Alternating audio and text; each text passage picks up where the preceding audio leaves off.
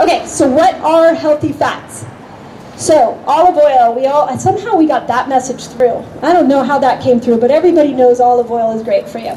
Fish oils, I'm a huge fan of fish oils. I think everybody should be taking. There's a few vitamins. I will go through those vitamins at the end here, but there's a few vitamins I think everybody should be taking. If you're not taking an omega-3 fish oil, you need to start taking one. If you have pain and you're not taking an omega-3 fish oil, probably the best thing I could recommend is an omega-3 fish oil. It's that good. Avocados, nuts, and seeds that are raw, coconuts, raw butter, raw cheese, grass-fed meat, free-range chicken, like you said, and wild fish.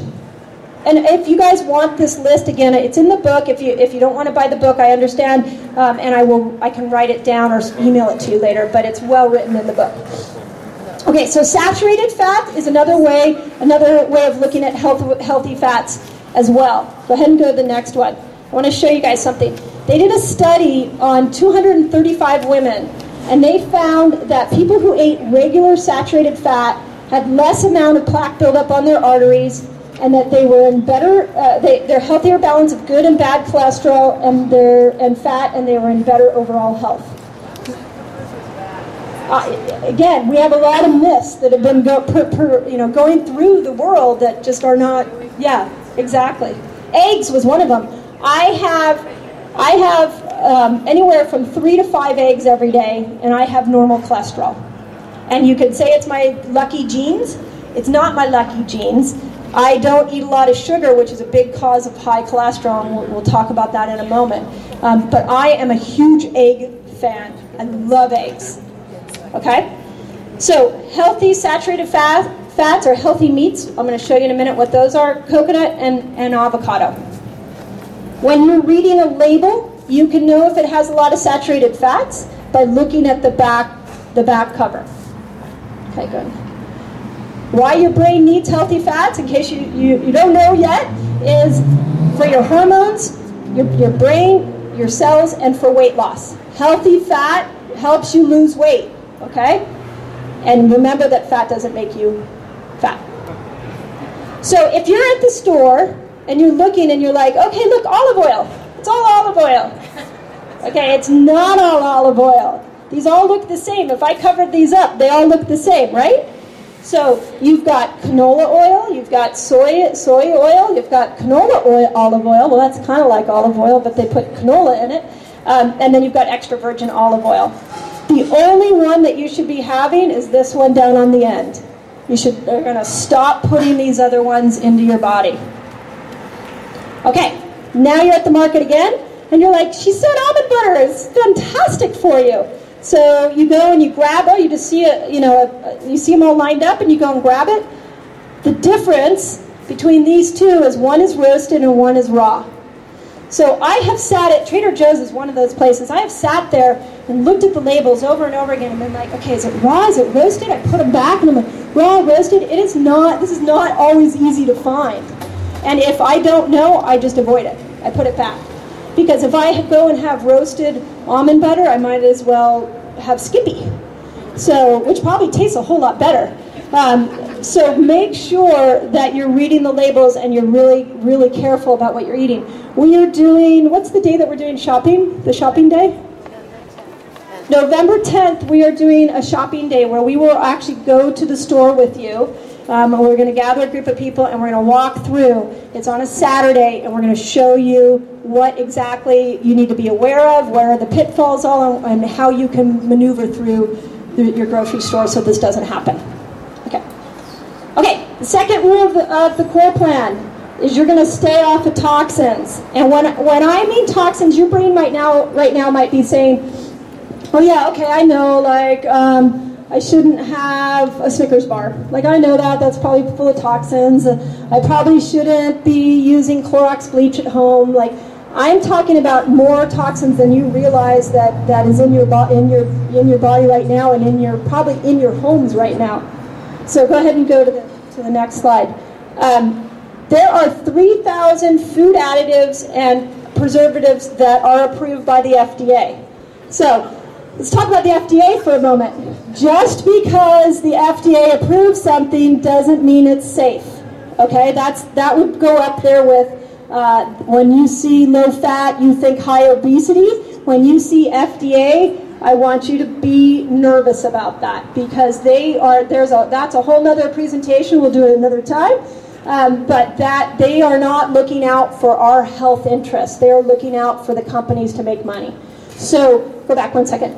So, the average person ingests 150 pounds of preservatives every year. So, if you think, hold on, do you have a question? Oh, if you think, oh, that's not me. If you don't know enough, if you're not aware of it, like you're just eating and you're not aware of it, it's probably you, because it's sneaky. Beth works at Whole Foods in the nutrition department. She's a great resource if anybody wants to know about vitamins. Works at Whole Foods, and I go to her and ask her a lot of questions. And she was just saying, we were talking about genetically modified foods, and I said, if I go to Whole Foods, can I know that I'm not going to be getting genetically modified foods? And she said, well, to the best that we know, but the seeds are genetically modified in some scenarios. So I just use that as an example that we have to be overly cautious. And I'm going to go through some detox at the end here of what you can be doing to detox, but there are additives everywhere. Did you have a question? I just want to ask what's your thought about the proposition I'm about food? Just in 30 seconds. Yeah, my first opinion is it's good. I think we need to know. But, just like anything else, I got to look into it deeper and see what is it really that true. Like the trans fats, sure, that looks great, but then it can lead people down a blind path if we're not sure it's being done right. So, okay, so what's wrong with pesticides? Pesticide exposure has been linked to nervous system disorders, immune system suppression, childhood cancer, breast cancer, diabetes, reproductive problems, hormone problems, asthma, ADD, ADHD, autism, migraine headaches, developmental delays. And I personally don't want any of those. I would just choose to not have any of these. I could just grow my whole life and never have these and I'll be okay. Right? I think everybody else is kind of in the same boat. So if that's going to happen, then I need to look at where pesticides show up. So where are they found? The quick pre-made foods like I showed you. Those packages foods. Now, something interesting about those is that I noticed with my kids that I could put something into them and their personality could change on a dime. And when they were little, I was like, what's going on? What happened? Did you eat? Did you not eat? And I would tell you that about 80% of the time, I would link it back to something they ate. And it was usually a prepackaged food. Like, even at Whole Foods, as much as I love Whole Foods, you could really, there was something they had, or they went to a birthday party, or, my son plays Little League, and that damn Little League feeds him crap afterwards. And he would have a blue tongue, and then he would be crying on the floor. And that's the kind of stuff that pesticides does to your nervous system. It's a nervous toxin, and it actually attacks us. Fruits and vegetables, of course, we all know about that. Meats. And then here's one of my golden rules. Never go, unless you're going to the whole body section at Whole Foods, never go to the inside of a store. When you shop, you're going to go around the outside, because everything that you want is around the outside. The minute, I told you I do this on myself. I work through this a lot, that I go into those center aisles and I get seduced. Oh my God, that's a quick meal. I could make that in 2 seconds, and then I wouldn't have to spend 2 hours cooking. You have to really be careful on those center aisles. The center aisle is where you get yourself really caught up. But when I know that I stay to the outside, I love the Cupertino Whole Foods because it overwhelms me. So I have to stay to the outside. If I go, there's a little conversation I have in my brain where I say, don't go in the middle, don't go in the middle, you're going to get lost. And sure enough, the minute I go in the middle, it's like I'm done. So my basket's overflowing, and it's a big problem. So one trick to know that you're not having pesticides in your foods is just stay to the outside. Just make sure you stay with the produce and the meat, and anything that's refrigerated is going to be pretty much be good for you. If something has a long shelf life, it's probably going to shorten your life. So just stay away from things that will sit in your pantry for years and years and years. Okay. I would agree with you, Marla. You can't take things in at face value, and I would tell you don't even take what I say at face value. I'm just telling you what I've looked at and what I've investigated, and then you take it, you go home and work with it and decide what works for you. I'm just telling you what I've seen based off into science, and what I've applied in my own life and in my patients' lives that's working. So, okay, strawberry milkshake. Anybody willing to admit they've ever drinking a strawberry milkshake from Burger King? Okay, when I was in college, I loved Dairy Queen. It was fantastic. My daughter, somebody took my daughter to Foster Freeze the other day, and when we drove past, she said, "Do you know that their ice cream's really good?" And I said, "Yeah, you will never be going there with me." So this is what is in a strawberry milkshake from Burger King. I don't even know if I can pronounce half of these things. Ethyl. Anything that says ethyl, you need to run. You know, benzyl, isobutyrate, all that is what's in something at Burger King. Okay, go to the hand solvent. Is that what it says? Oh, hand solvent. Yeah, God only knows what that is. Okay. And there's no strawberries and there's no milk. So you get to decide what you want to eat. Okay. Lunchables. You know, as a busy working mom, this seems really great. I should give my kids this because I just shove it in their bag and off they go. Okay, go ahead. Let's see what's in that.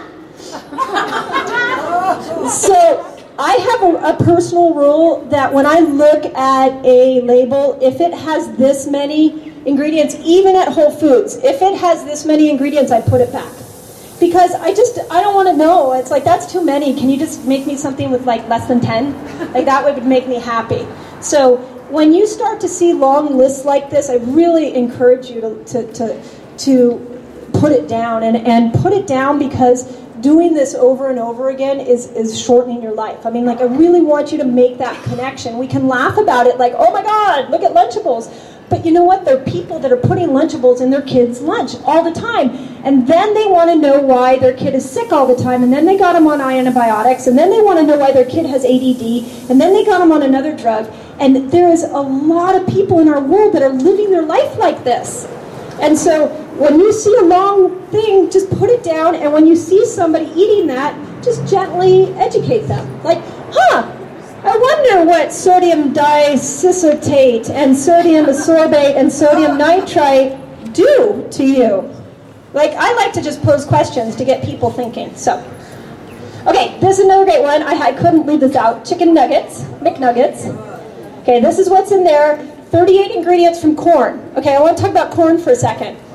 I learned this from Beth, that when they go to fatten up an animal, they feed them corn. Okay, so corn is not good unless it's locally grown or in your own garden. Corn is not a health food. And when it's in corn oils, anything that's corn related, you really need to get it out of your diet. So it is, when you see corn, I want you to think, fattens me up. Corn fattens me up. That's all you need to know. Okay, go to the next one. Now, with Chicken McNuggets, they have an anti-foaming agent in it. Okay, that's also flammable. And they've got something called TBHQ, which is, if in at least 1 gram, can cause nausea, vomiting, ringing in the ears, delirium, a sense of suffocation, and collapse. And if you have 5 grams, you die. And they're allowed to put this in 0.02 grams into their products. Like that should be outlawed. Who cares about Prop 37? We need to care about this. So when you see TBHQ, which I have seen in labels that I've looked at, that is not good. We need to get that out of your diet. Okay, go to the next one. Another big one that actually slips in a lot into really, even educated people is nitrites. So sodium nitrite, you need to get, when you see sodium nitrite or anything that says nitrite, because now here's the other thing about this, guys, is that a lot of this information I'm presenting to you, the food companies know about, and so they're relabeling them and they're renaming them. So sodium nitrite, you got to get sodium nitrite out of there. 67% increased risk of pancreatic cancer when you ingest sodium nitrite on a regular basis. So with additives like nitrites, you got to go organic. You got to pull those out.